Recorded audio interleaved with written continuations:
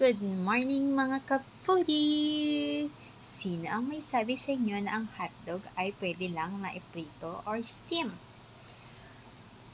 So, papakita ko na ang aking bagong recipe for Franks. Ayan, 1 pack yan. Hindi ko nakita ko ilang grams. Pero 1 pack siya.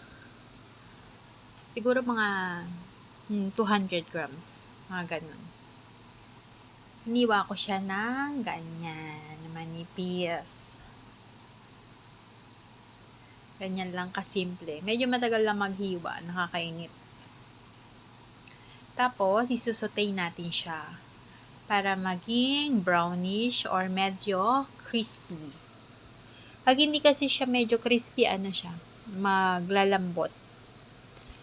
Lalambot siya later. Alam mo naman, ang hotdog pag malambot, di masarap. Char!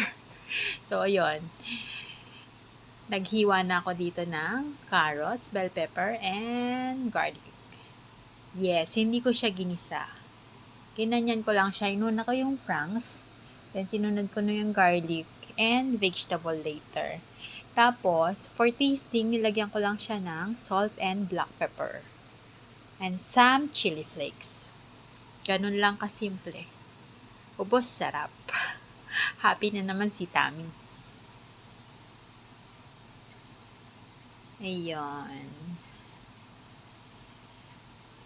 Hinaluan ko pala to ng konting celery.